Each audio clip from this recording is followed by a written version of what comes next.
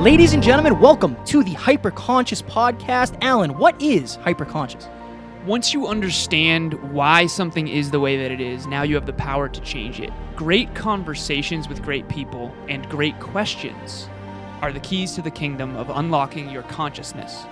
Every single action that you do starts as a thought.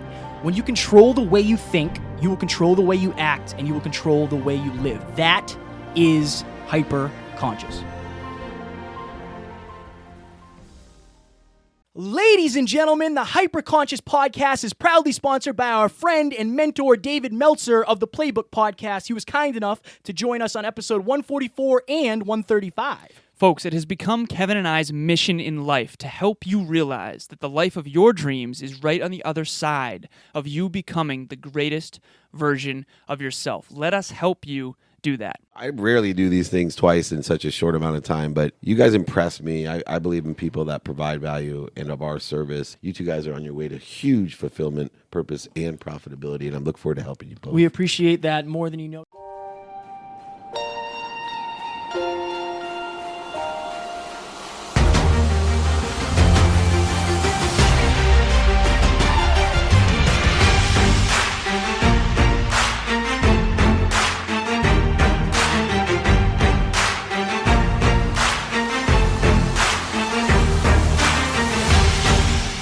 Ladies and gentlemen, welcome back to another very special, as always, episode of the Hyperconscious Podcast. We hope you enjoyed our latest episode where Alan and I were lucky enough to sit down and chat for the second time with the one and only Anthony Trucks. Today, we are going to do a 5-minute clinic on anticipation. So, before we jump into anticipation, you probably can anticipate this. Well done. If you go to the hyperconsciouspodcast.com and click on join #HyperconsciousNation, you're going to be part of our private Facebook group, which we try to go live in every day. It's more like every other day or so, if I'm honest. And then also, if they're listening to this, it is a Monday, so that means 5 days from today, Monday, Tuesday, Wednesday, Thursday, Friday, Saturday, 5 days from today, Alan and I will be interviewing Catherine Minnie but Mighty Nash. Oh, yeah? I got an ice cube in my mouth.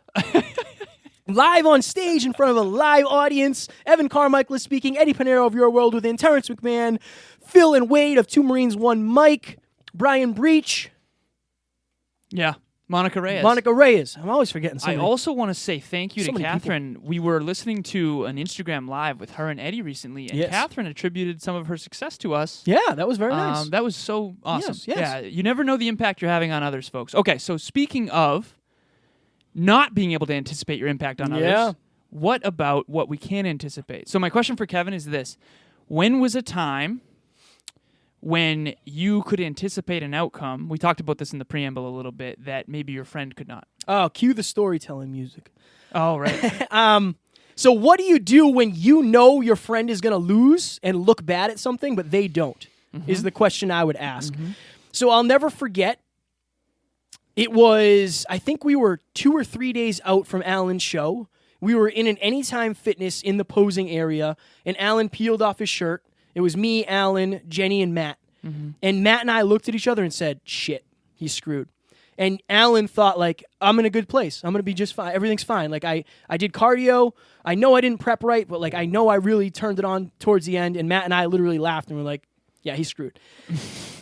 I anticipated that Alan was going to do bad at his show because I had already done a bodybuilding show and I had already won. And I understood what it took to get that result. And I anticipated that very early on, and I tried to tell that to Alan, but Alan thought he was going to win because he thought he was putting in the work, and he couldn't anticipate it. Right. He genuinely couldn't anticipate it. I was in the frame. Yeah. And I was on my end to drive to 5. Right. And I just knew what it took because I did it once already. The first time I did it, I couldn't anticipate it. I had a coach that told me what to do. Right. I had no idea what was going to happen, and I had somebody who has done it 30 times who could anticipate all of it. That's perfect. Yeah. That's the value of a coach. That's the value of a coach. That's the value of a mentor. He's done it 30 times. He's done it so many times. He knows exactly how show day goes. Right. He knows how they are always off schedule. They always take longer than they're supposed to. Yeah. He knows it all. So that's the question I would say. That's I guess the point I'm trying to make is when you can anticipate something that somebody close to you can't, how do you bring that to them and try to help them avoid the failure that is imminent? Are you going to answer that question? No, I'm not. No? No. Okay. No, because sometimes you can't. Sometimes they got to learn for themselves. That's true. That is true. You did try. I did try. You guys all tried, Yeah. and I wasn't having it. Right, no, not I today. was like, no, Says it's not going to be today. fun. It's going to be fun. I think that's the value of having coaches and mentors is they've played this game before many times. Yeah. And that's the value of having a high level of awareness. That basically, Justin, your coach, was more hyper-conscious in that arena than you. Way more. Way more. Way more. Yeah. And that's the value of coaching and mentoring. All right, so my story also has to do with anticipation, of course. So I did a triathlon, for those of you who don't know. Huge shout-out to Tom and Emily, my clients, for helping me. Basically, they've done a lot of these. Tom has done 13 of them. I'm not sure how many Emily has done, but this weekend will be their 5th one in a row. Savages. Yeah, yeah. Dude, the next day I woke up feeling like I got hit by a truck. My goodness, I have a newfound respect and awareness for what you guys do and how awesome you are. So, but here's the thing. All of the prep, fitting the bike, getting the right attire, they prepped me so incredibly well. They raised my awareness from 0 in the triathlon arena to probably, we'll say, a 3 or 4, whereas we'll call them a 10 in this scenario. So they helped me tremendously. Now, here's the thing, though. It was a half-mile swim, it was a 14-mile bike ride, and it was a 3.1-mile run, which is a 5K. And I haven't biked in years, at least not like for this kind of purpose, and I haven't swam for a very long time since the last time I lived with Courtney, which was several years ago, and I used to swim a mile a day in Indian Lake, but I haven't swam since then. So I had no idea what to anticipate in terms of my own athletic ability. The last time I ran was basically with you during that 6-minute mile we tried to do. Yeah, not good. I almost died. Yeah. So basically my awareness was super low of my own competence in this arena. So my ability to anticipate how to pace myself was horrible. Right? And this is why you have to be willing to fail forward, because you can't possibly anticipate. You don't know what you don't know, but you're going to find out. You're going to find out. So Tom said this quote that I think was super valuable. Alan, you cannot win in the first 2 minutes, but you can lose. Pace yourself.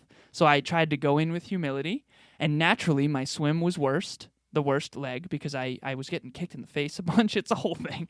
But I was getting passed a lot in the swim because I was trying to pace myself. Then the bike was better, and then the run was my best leg, believe it or not. And I think it's because I paced myself. Instead of going out of the gate like the sled push challenge, where I went into it with no humility and I didn't pace myself, and the last tail end I almost got deaded. Yeah, I almost died there too. Right. 0 for 2. So instead of doing that, and it's funny because you were competing with me out of the gate. So we both went out of the gate and didn't pace ourselves. Again, we couldn't anticipate because we'd never done it before. So, long story short, triathlon. I'm on the bike, and I have no concept of how to pace myself because I have no concept of what 14 miles is. So I'm like, okay, this could end in 20 minutes or now, and I wouldn't know it. So I'm just going to keep giving my all, quote unquote. The run, same deal. Turns out in hindsight there was actually mile markers, and I don't want to take this whole episode, but long story short, anytime you go into a brand new arena, you are going to fall down, you are going to struggle, you are going to have pain because you are unable to anticipate outcomes in advance and mitigate the risk of them. Fortunately, I had Emily and Tom help me through the entire process, every step of the way up until, the gun went off, so to speak, and I did much better than I thought I was going to do, believe it or not. I think there was 400 or so people, and I got 70th. And I was really happy with the way that turned out, but I think it's only because I went into it with humility and I paced myself. And it was definitely brutal, but I'm proud of it. Strong work. We have 2 minutes. What do we talk about, man? Anticipation. That's all brother. I had planned. I didn't anticipate that your story was going to be done so quickly, and we were going to have 2 minutes to talk. Well, I think that's good, though. I think that's good as well. I think if you can anticipate, again, I'm just going to always talk about relationships, I think, because I think it's one of the hardest things to have a successful go at. If you can anticipate things in your relationship, you'll be far more successful. Right. And the only way you can anticipate things is by experience and learning from failures. Yeah. It's not anticipation if you're screwing up the same thing. Can you give an example of something that you could anticipate and then mitigate before it becomes a problem? That's what anticipation is. It's knowing where the bad guys are. It's knowing where the pitfalls are, the traps, in It's advance. usually me screwing up, so it's usually not that. Usually it's my lack of anticipation that gets me in trouble. Right. But now I know what not to do. Right. So my lack of anticipation has now become added to my ability now to anticipate certain things.